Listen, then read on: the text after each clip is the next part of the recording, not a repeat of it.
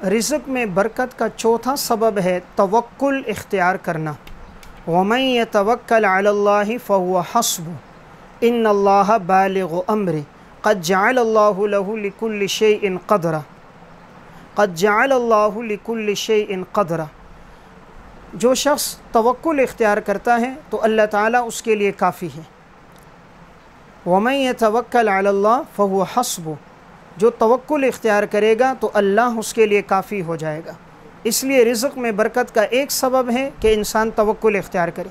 जितना उसकी ज़िंदगी में तवक्कुल होगा, अल्लाह की ज़ात पर भरोसा होगा, अल्लाह तबारक व तआला उसके रिज़्क़ में बरकतें अता फ़रमाएगा।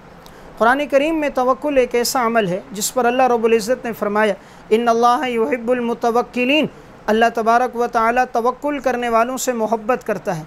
इससे बढ़कर क्या एज़ाज़ है कि दुनिया में अल्लाह किसी इंसान से मोहब्बत करे। खालिक कायनात अगर किसी से मोहब्बत करे, इससे बढ़कर कोई मकाम नहीं। और अल्लाह किस से मोहब्बत करता है? अल्लाह ताला मुतवक्किलीन से मोहब्बत करता है। जो अल्लाह पर भरोसा करते हैं अल्लाह उनसे मोहब्बत करता है। आप सल्लल्लाहु अलैहि वसल्लम ने इरशाद फरमाया वलौ अन्नकुम ततवक्कलूना अलल्लाहि हक़्क़ तवक्कुलिहि लरज़क़हुम कमा यरज़ुक़ु तैर तग़दू खिमासन व तरूहु बिताना।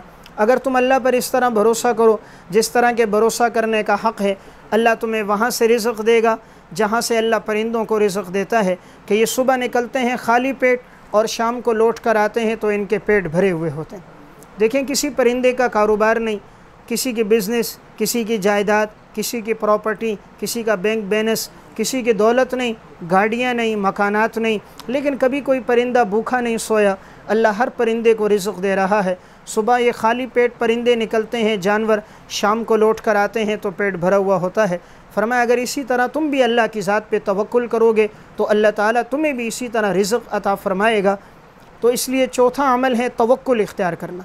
जितना अल्लाह की ज़ात पर भरोसा होगा अल्लाह तबारक व तआला इंसान को उसी कदर रिज़्क़ अता फ़रमाएगा।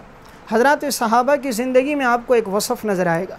हज़रात सहाबा की ज़िंदगी में अल्लाह की ज़ात पर बड़ा तवक्कुल होता था। अल-कामिल फ़ी तारीख़ में अल्लामा इब्न असीर जज़री रहमतुल्लाह अलैह ने एक वाक़या लिखा है।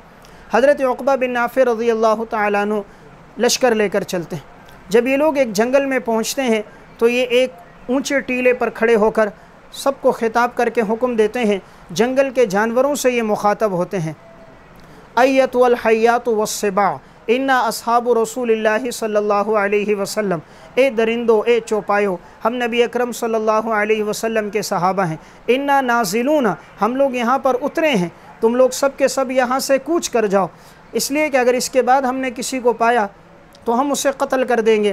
कहते हैं हमने जैसे ही कहा तो सारे जानवर जंगल से बाहर निकलने लग गए। शेरनी अपने बच्चे को लेकर निकल रही है, हिरनी अपने बच्चे को लेकर निकल रही है, सारे जानवर वहाँ से बाहर चले गए।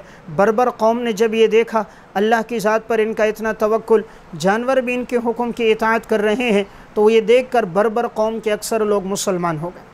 हज़रात सहाबा इकराम का अल्लाह की ज़ात पे बड़ा तवक्कुल था। सामने समंदर है, अबू अला हज़रमी रज़ियल्लाहु तआला अन्हु लश्कर लेकर निकलते हैं, समंदर पार हो जाता है। ये अल्लाह की ज़ात पर तवक्कुल और भरोसा है। इसलिए रिज़्क़ में बरकत का एक अहम सबब अल्लाह पर तवक्कुल है। आज मुसलमान का तवक्कुल बड़ा कमज़ोर है, उसे अल्लाह याद तो आता है लेकिन सबसे आखिर में। कहीं सफ़र पे जाते हैं, पूछते हैं भाई कहाँ ठहरोगे? कहा किसी दोस्त के यहाँ ठहरूँगा। कहा अगर उससे मुलाकात नहीं हुई, कहा मेरे स्कूल का साथी है उसके यहाँ ठहरूँगा। कहा अगर उससे मुलाकात नहीं हुई, कहा एक पड़ोसी है हमारा उसके पास ठहर जाऊँगा।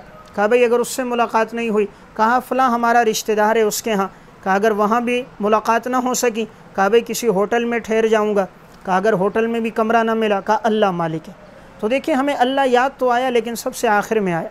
मुसलमान को अल्लाह सबसे पहले याद आना चाहिए। तो इसलिए एक अहम अमल हम अपनी ज़िंदगियों में तवक्कुल लेकर आएँ। भरोसा सिर्फ़ अल्लाह की ज़ात पर हो कि रिज़्क़ के असबाब सिर्फ़ अल्लाह के पास हैं और अल्लाह ही रिज़्क़ में बरकतें अता फ़रमाता है।